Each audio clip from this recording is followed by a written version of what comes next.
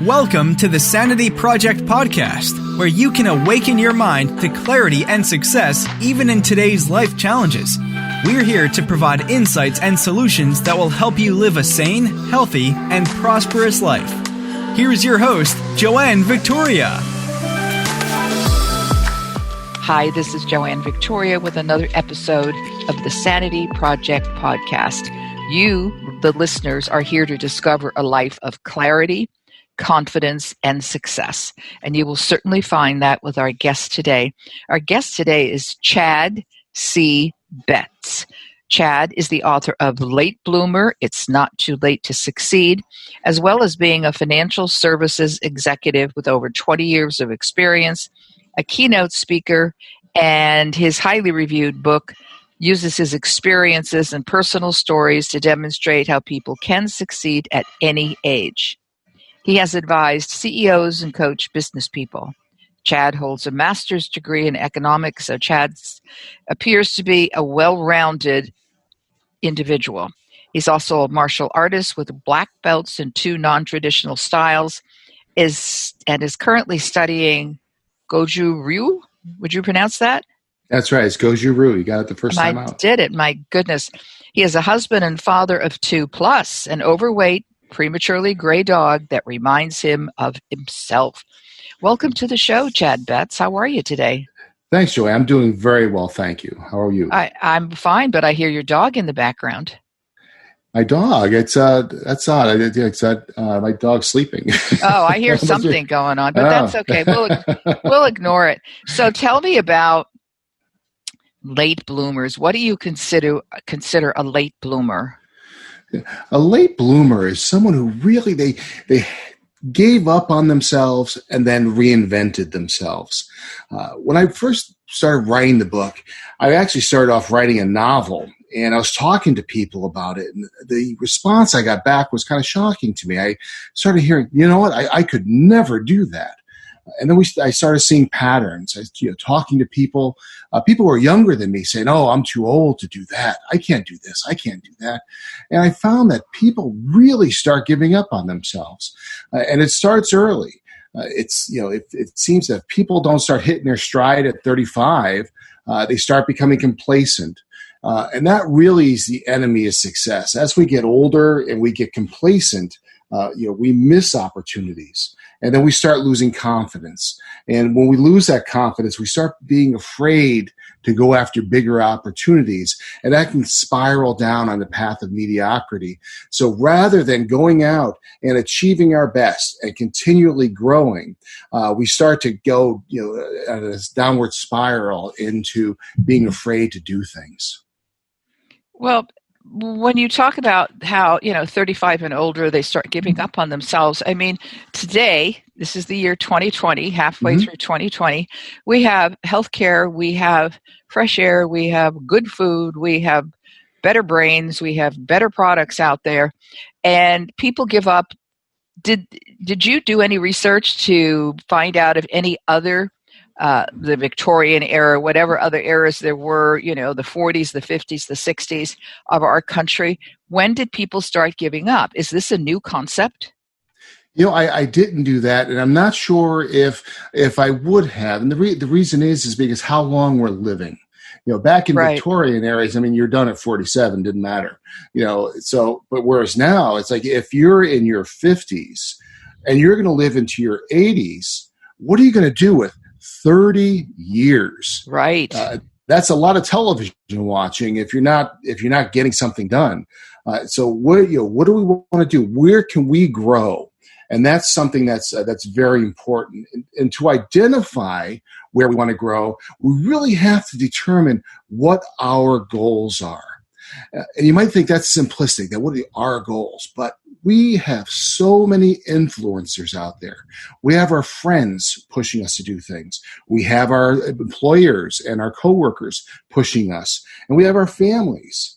I remember when I was, as Joe, you were joking before with regards to, the dog and I both being gray and overweight, but I was very overweight when I was younger. And I went to my friends with the idea, you know what, I want to get into shape and I want to run a triathlon. And when I told them that, the response was, well, Chad, you know that a triathlon is not eating, drinking, and smoking, right? And they were joking. I know, but that's funny. It is. It was funny, but but it killed my goal of running a triathlon. Those bastards. But the thing is who do we go to ask for advice? Now, let's say I want to run a triathlon. Who should I ask? Someone who's run a triathlon. Who did I ask? My drunken friends. Whose fault is it? Whose fault is it that I got the bad feedback? Right. Mine. We tend to go to our families, we go to our friends, and ask them advice, about starting a business, about writing a book. And, writing a book, do you know how hard that is? Do you know how many people get rejected?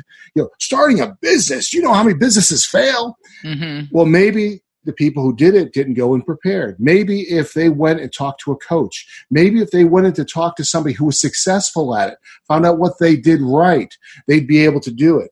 But instead, again, we stay in those comfort zones. We stay complacent, and we just talk to the people around us rather than reaching out, finding a coach, finding a mentor, finding an expert who can actually help us get to our goals rather than kind of just make us feel comfortable and sitting in the soup of the comfort zone.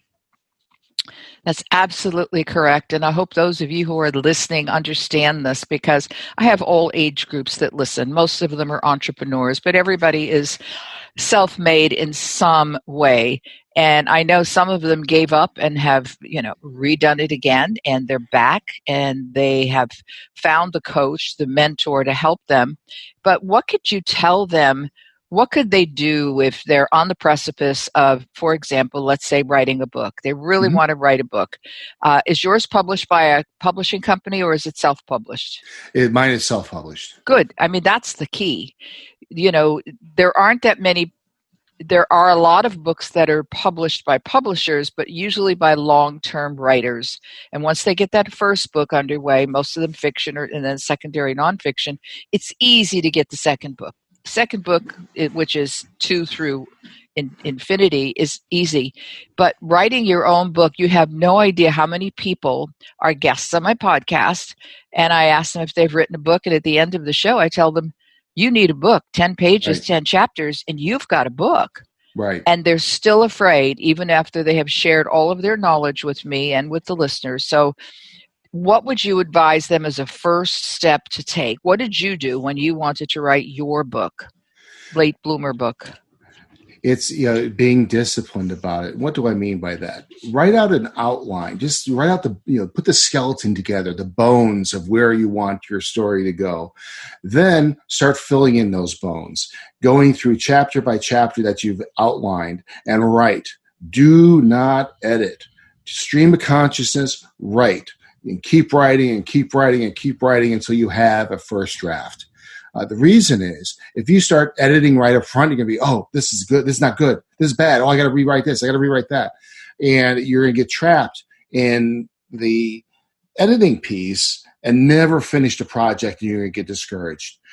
Go through and write the whole thing with the understanding that it's not going to be good. It'll be the first draft. It'll get your ideas down, but you're going to have to work on it more. So don't, write the whole thing out so you have a stake in the ground, you've written your book, and you're ready to go. Then that's when your work begins, where you start to edit it and put it together and get it to where you want to go. Once you've done that, you've written the first draft, you've got into a condition where you're really proud of it. Find people who you trust and who have some skills in grammar, and who preferably read a lot, because you want people who are experienced in reading other books, gauging your book. Ask them to read it and ask them for criticism advice. Now, I will tell you from my personal experience, when you ask for criticism, you want it. When you get it, you do not. Right, I know. They just get the vulnerable spots, don't they? That's right. It's like they're shooting your baby. It's awful. But you just remind yourself, you asked them to do it, and they are helping you.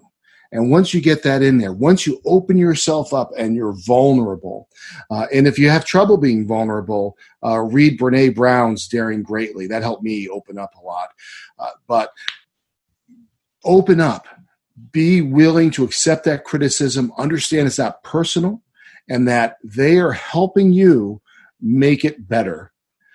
And I'll say the first time around, it's awful. It's a bad experience. It's because you're feeling self-conscious and this. But as soon as you get into those conversations, that experience goes from bad to fantastic because you start implementing some of the changes. You start reading and say, you know what, this is good. And you start building this dialogue and that's why you need someone you trust.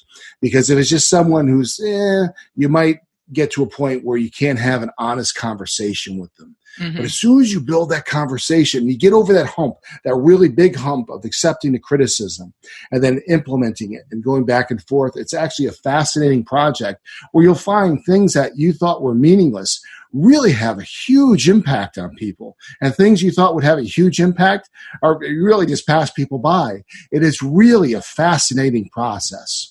So you would say that we are not the best judge of our own writing, especially in a book, as an author. That's a little bit. It's the reason why I say a little bit is because this is your book, right? And they are your ideas, and you don't want to be over edited where it strips your personality out of it. But you do want to view it not only from the point of view of the author of getting your message across, but to your point, get it the perspective of the reader. You need to know who your consumer is and Absolutely. How you can best serve your consumer. Because you can have the greatest message in the world, but if it's confusing, if it's said in a way that is going to offend your consumer or is just not interesting to your consumer, it's not going to do well. So keep the integrity of keeping your ideas, but be open to seeing your ideas through the eyes of the consumer. That's it, because those are the ones who are going to read the books. Right. So you're talking today also about how late bloomers have their biggest opportunities ahead of them and that they have the tools to achieve their goals.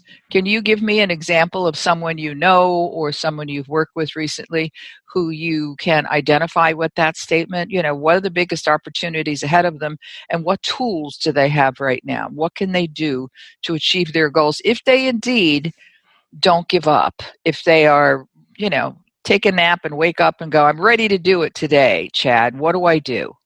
Sure. So let me talk about the tools first, and I can give you the example. Sure. So we all have the tools right now to succeed. We have our minds, we have our bodies, which are familiar to us. We have our brand, which may be a little bit unfamiliar to people, and we have our teams. Now, our minds, we kind of went into that before when we're starting a business or writing a book, talking to experts, getting the information we need. Read like a fiend. Always feed your mind. If you don't feed your mind, you fall behind. Your body. Now, we're chatting about, me and my dog being kind of fat and gray, but I don't get winded walking up the stairs. It's hard to say you're a high-energy individual if you get winded walking up the stairs. You have to be cognizant of that. Also, if at lunchtime today I had 2 martinis and a big lunch, my guess is, Joanne, that you would have cut this call off already. So those were the good old days, Chad. That's right. Yeah, that's right. We don't do that anymore. But being cognizant of that, if you're in an important meeting and they're having alcohol and your body doesn't really process alcohol well, you have to take that into consideration. Or the next day, are you going to be too slow when you're giving your sales presentation? How your body reacts and how you treat your body is very important. Now, with branding, how do people see you? And that's kind of what we went into with the book. How does the consumer see your ideas?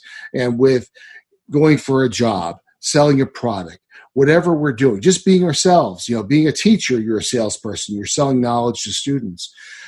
How people see you is incredibly important. Now, I'm pretty large in stature. So when I was younger, people saw me as the person to call when they needed to move a couch. Now that I'm been in business a while. I've been counseling CEOs. I've coached people through their careers. They see me differently. How do people see you? That's really important. If people don't see you as someone who can achieve their goals or your goals, then they may not be as willing to help you as someone who does appear that can achieve their goals. I remember when I was in high school and they had basketball teams. I'm 5'10", and they, why don't you go on the basketball team? It's like, just because I'm tall, this is what I know now. I didn't like basketball, didn't like sports at all. But, there's a presumption that people make, though, about people. There's about men, about women, about short, about tall, about fat or about thin. Their biases come through. And I think that you have to own who you are and decide who you are and what your physical presence to the world is one thing, but what your emotional presence to the world is something else. That's right. And it's all about how you put it, how you brand yourself. And it's with age as well. People, I'm over 50, and people look at people 50 and over differently than 40 and under. Absolutely. So going back to, if you're not a high energy individual, that is an age stereotype. So by being a high energy individual and being over 50, that takes that objection right off the board. What's another objection? Being behind the times, by feeding your mind, by keeping up with things, by understanding how your industry is changing, you take that objection off the board. So we have plenty of obstacles put in front of us as it is. We don't want to put our own obstacles there. So that's why it's important to maintain the brand, the body, and the mind. And then with our teams, that's building up the people around us. Who are our mentors, our coaches, our peers? Who is sponsoring us? Who's going to help pull us up? Who are our subordinates? Who are the people around us who we are helping out and in return are kind of doing things for us? So people are pulling us up, people are pushing us up, and we're all rising together in a team. So those are the four tools. It's funny, for people who are late bloomers, I find that the most common reason why they make the change, why they go and do the things they want to do, is because of an incident in their life. They lose their job, they get divorced, some big change happens, and that's when they start making changes where they can go out and do things. So the example is a friend of mine in Florida. He was with a company 25 years, and they laid him off. So now his wife has been building a bakery company, and now he's the CFO of that bakery company, and they're working together to build that up, and they're very successful. And he actually might be working as a rent-a-CFO, meaning so companies who are too small to pay for a CFO full-time, he would contract with them to get them to do that. So sometimes you need that impetus. You need that kick in the butt. That's exactly what I was thinking. Kick in the butt came to my head just as you were saying it. Yeah. And it's better for us to kick ourselves in the butt. Yes. To do it at our own time. But if that doesn't happen and we get a major kick in the butt, a job loss, a relationship failure, something else, take the opportunity. Even right now, COVID has thrown the world for a loop. Right now, restart 2020. What can you do today to restart? And that's what you need to really think about. Use whatever kick in the butt that you have in front of you, and use that as the impetus to get you on the way to achieve your goals. Okay. So I'm thinking of people who are listening now, hopefully, and those of you who are listening now, I usually recommend that you re-listen to the podcasts and also think about who could benefit from this and share this with them, because this is important information. As I said at the beginning, this is a place that people come to discover many things, but one is a life of clarity, and clarity is the key. If you have an inkling of a place that you think you want to go to or something you want to strive for, ask somebody to help you. Re-listen to this podcast, certainly any of my podcasts, they're all beneficial to somebody. And you've got to take the bull by the horns. It's your life. You have to live it the way you want. And if you've got the courage to hear what Chad Betz is saying to you today, you can buy his book, Late Bloomer. It's on Amazon. It's not too late to succeed. And Chad will graciously repeat the list of tools that you already have that you may not even know you have that'll help move you forward to achieve your goals. So would you please reshare those list of tools? Thank you. Sure. The 4 tools we all have right now that will help us succeed are our minds, our bodies, our brand, and our team. And for those who are listening, Chad did say what those consist of. I mean, your body, you know what your body is, but your brand and your teams, I think some people might get confused because they'll think, well, I don't have a job. How do I have a brand? Right. And the people who are looking to see about their team, I just have a few friends. I don't have a team. I'm not an executive that has to, that has an administrative assistant, a this, or that, everything else. So touch on those 2 again, please. Sure. A lot of things we think of brands, we think of paper towels. It's none of us want to be the expensive, soggy paper towel. So again, it's really your personal brand is how people see you. So what do you want to project to the world? Let's just say that you are unemployed. You want to project yourself as the person who can get the job you're searching for done. You want to be the person who could take your prospective boss's headaches away. So how do you do that? How do you put yourself in a place where you reflect your skills in such a way that people look at you and say, you know what? That is the person I want to hire. Yeah. So you really need to reflect on what your skills are. And going back to our conversation on the book, how does the consumer see you? Ask people. I did a resume refresh. Boy, it's got to be 25 years ago. But what the person did was he gave me a questionnaire to hand out to 25 people. Bosses, former bosses, peers, subordinates, friends, family, across the board. And he used those responses to build my resume. So that idea of how people see you, it's eye-opening. I never thought of myself as analytical, but everybody around me did. So that was kind of interesting. So then I was able to really hone in on my brand. So understanding how people see you and understanding how you want people to see you is very important with the brand. Now, with the team, you're right. It's people think, well, geez, I'm not an executive. I'm not even a manager. How do I have a team?